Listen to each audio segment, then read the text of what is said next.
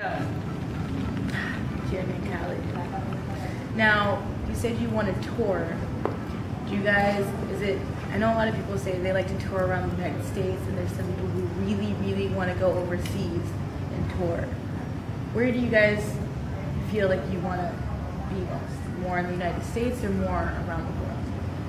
I feel like it's important to develop our fan base here, and to tour around here first before we go overseas. That being said, we do have quite a few fans that are from other countries, and we have got requests for us to come play in Australia and recently in Egypt. Yeah, we have fans in Egypt. Yeah, and I actually emailed him because I was going through our fan list, and I got a notice that somebody new had joined the fan list, and so I looked it up, and I was like, Egypt? How did this guy? I had to email him. I was like, hi, welcome to the fan list. How did you hear about us? And I'm waiting for that response. But it's really interesting to see how music travels and how it has the ability to travel faster and farther than most people would ever expect it to go. It's really cool. Yeah, it's so. Yeah, it's really Egypt. It's like someone wrote down all of our information and put a CD in a paper plane and just threw it as hard as they can and somehow just landed it. It's so random that they got a hold of us. So we definitely, so cool. I think that our music has the ability to cross borders. And we definitely want to go there. We're looking forward to going to England. Our album was produced by a British producer, and it was mastered in the Cutting Suite in London. So we definitely want to go to England and do that pretty soon. And we wouldn't mind doing other countries as well, for sure. I used to travel a lot in the Navy, and I miss going all over the place. That's really cool. Oh, man. Egypt. I want to go to Egypt real bad too. Yeah, I've been to Cairo, and it's amazing. It's amazing seeing and touching things that are older than Methuselah. That's what they say. Right? Now, for those musicians that are just starting out, or the local musicians that are finding it very hard to find places to play, because around California there's a lot of musicians around, and they're really just trying to make names for themselves and just put themselves out there, and some end up giving up because it's too hard and they can't survive because they're not making money. What advice would you give them? Don't give up. Yeah. Don't give up. For every 100 no's you get, there will be one yes.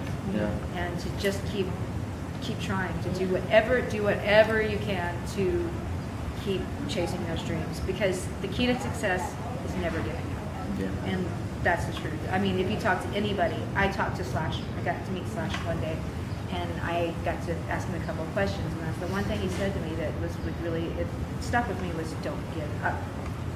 And it's true.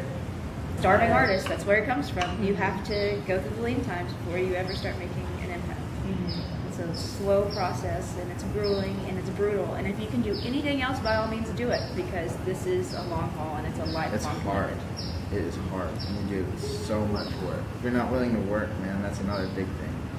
Because especially, when you don't have we don't have a manager, we don't have any sort of umbrella financial situation. So we're self-financed. Yeah, self-financed, and on all the social networking things all day long. Shooting out emails, talking to promoters, talking to venue owners, other bands. Yeah, other bands, and going out. And it's funny because you'll go out, and it seems like just going out to a bar is usually networking. It's almost always business if we go out to a bar. Yeah, if we're going to a show, it's fun. It's what I live to do. I make music, and I love to go see good music. And but there is no off time.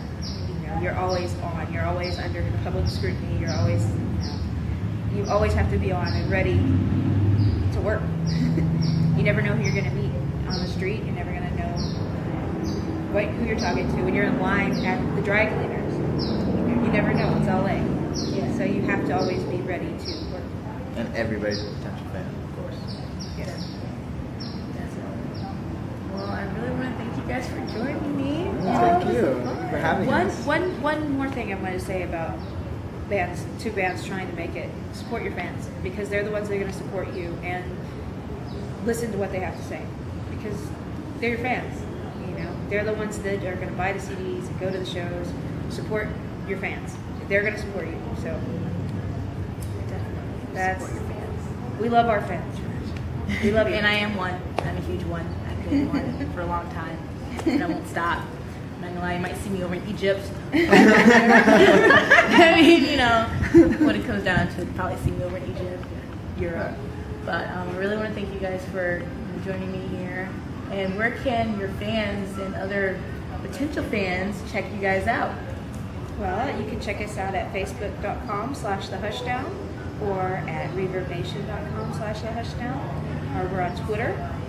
You can follow us on Twitter. Or we are on, you can buy our CDs either at Reverb Nation or on iTunes. We're on iTunes. So yeah, And there's- Amazon. And Amazon. And now there's Fool's Parade. The first one, what was the name of the first one? Dark Days. Dark Days. It was a 5-song. I do like that one too. I do like that one too. And I'm very excited for this third one to be coming out soon. Dun, dun, dun. Yeah. We've got a name. We're going to hold on to it, though. We're not going to put it out there yet. We've got a name for the album, and we've got probably on the way to 5 or 6 songs written. We're working on them. They're not all the way finished. A couple of them. All right. Well, thank you guys again. Once again, you're joined here with Tyra Snow, and I have Jeremy Hicks-Kachik. Did I say it right? Yes. And Kelly Okay, cool. Hinkel, 2 out of 3 from the Hushdown, and I hope you guys had a fun time because I had a blast. I'm not gonna lie. I've always wanted to interview these two, and I finally got to do it. And once again, you were joined here by Crown Rebellion. Thank you guys, and you guys have a good day. Bye.